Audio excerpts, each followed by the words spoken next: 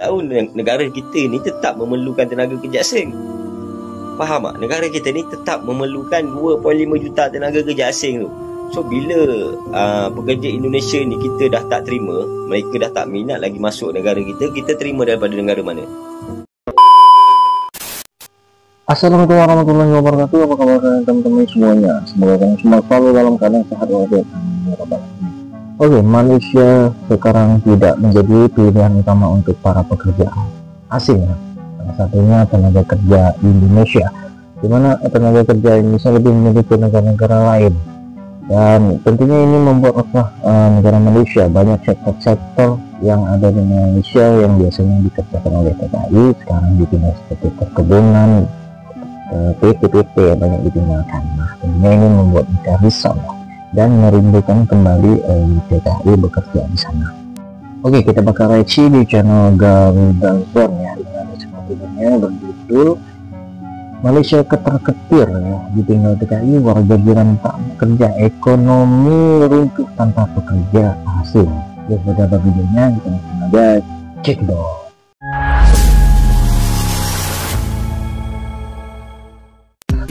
Oke, buat teman-teman semua jangan lupa subscribe channel Garuda Zone ya. Kunjungi channel. Apa lagi yang ditunggu? Sudah tiba masanya Malaysia berhenti membawa masuk pekerja asing dari Indonesia dan mencari sumber dari negara lain. Ya, pemerintah Indonesia membekukan sementara pengiriman tenaga kerja ke Malaysia. Pembekuan sementara ini diberlakukan usai otoritas imigrasi Malaysia menggunakan sistem rekrutmen online untuk pekerja rumah tangga yang berkaitan dengan perdagangan orang dan kerja paksa. Sering gembar-gembor tak lagi membutuhkan TKI asal Indonesia, kini Malaysia ketar-ketir ketika TKI tak lagi berminat untuk masuk ke negara jiran untuk mencari suaka. Tak sedikit pengusaha yang mengeluh kesulitan mendapatkan tenaga kerja demi melancarkan usahanya. Namun pemerintah diduga tutup mata dan tak memberikan solusi atas fenomena tersebut. Malaysia bukan lagi pilihan pekerja Indonesia. Inilah yang berlaku sekarang. 3 tahun kebelakangan ni pun kita dah nampak sebenarnya yang negara kita ini hanya menerima pekerja daripada Bangladesh, Pakistan. Kan? Indonesia jarang lah. Kan? Sebenarnya sebelum COVID itu kita ada 1.1 juta tenaga kerja Indonesia yang dianggarkan parti pula, maksudnya tanpa izin daripada Indonesia lebih kurang 1.5 juta sebelum COVID. Selepas COVID kita kehilangan separuh, kedua-dua tu. Yang izin pun kita kehilangan separuh, 500 ribu lebih. Yang tanpa izin pun kita hilang separuh. Memang kita nampak benda tu, oh baguslah kan, kurang tenaga kerja asing. Tapi kita tak tahu negara kita ni tetap memerlukan tenaga kerja asing. Faham tak? Negara kita ni tetap memerlukan 2.5 juta tenaga kerja asing tu. So bila pekerja Indonesia ni kita dah tak terima, mereka dah tak minat lagi masuk negara kita terima daripada negara mana? 2.5 tu tetap kita kena isi. Faham tak maksud aku? 2.5 juta tenaga kerja asing dalam negara Malaysia ni yang diperlukan tetap perlu diisi. Majikan tetap perlukan, tetap akan panggil masuk. So kita akan terima pekerja asing daripada Bangladesh, bukan lagi negara Indonesia. So kat situ lah masalah dia. Kita akan jadi Meladesh. Nasib lah. Okay. So inilah situasi yang berlaku sekarang ni. Memang kita nampak lah yang negara kita ni dah dipenuhi oleh pekerja asing daripada Bangladesh. Sebenarnya tak ada masalah pun, mana-mana negara pun, cuma nak menguruskan tu berbeza lah. Okay. Bagi aku, bukanlah macam aku pernah lah aku mengurus mereka ni kan.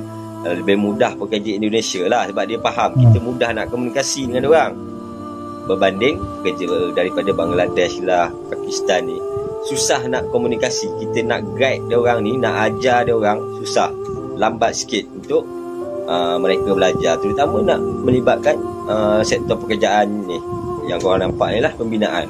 Okay. Sebab mereka bukan datang daripada negara sana tu, negara sumber dia orang tu. Ada yang tak pernah bekerja pun, ada tak pernah bekerja pun dalam sektor tu, tiba-tiba datang sini pegang benda-benda macam tu. So kita nak kena ajar dia. Bila tak faham cakap Melayu, cakap Malaysia, susah lah kita nak ajar. So dia akan timbul benda-benda macam tu lah. Okay.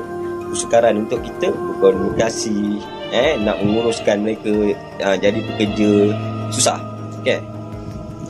Dia timbul masalah macam tu. Tak ada masalah pun pekerja asing daripada negara mana pun, tapi majoriti majikan memilih tenaga kerja asing daripada Indonesia sebab mudah. Kau bagi arahan mudah, kau keluarkan arahan pun dia orang boleh baca, boleh faham. Cuba kau keluar arahan dekat warga daripada Bangladesh ni, mampu tak kerti nak baca betul? Susah betul. Susah tak? Susah. So sebab itu pentingnya kita menjaga hubungan baik antara Malaysia dan Indonesia. Kami berkumpul di sini hari ini sebab kita dah dekat 20 tahun tak dapat pekerja asing untuk sektor barang-barang lusuh. Okey, dah saya rasa kalau nak ikutkan dah 3 menteri dah bertukar. So kita pun dah dengan kita pun dekat 20 tahun dah minta dengan setiap menteri baru yang masuk, Menteri Sumber Daya Manusia dengan Menteri Dalam Negeri. So masalah ni dah tahap yang puncak dah sekarang. Kita dah tenat. Memang semua ahli-ahli minta selaku peniaga barang-barang lusuh ni dah tenat. Betul-betul dah tenat. Kita pun dah tak tahu apa kita boleh buat lepas ni. Sebab kita nak katakan kita nak ajak pekerja warga negara Malaysia. Memang kita dah buat. Tapi diorang tak nak datang kerja dengan sektor ni. Kita nak buat macam mana? Takkan kita nak paksa orang Malaysia untuk kerja. So kita terpaksa pakai pekerja asing.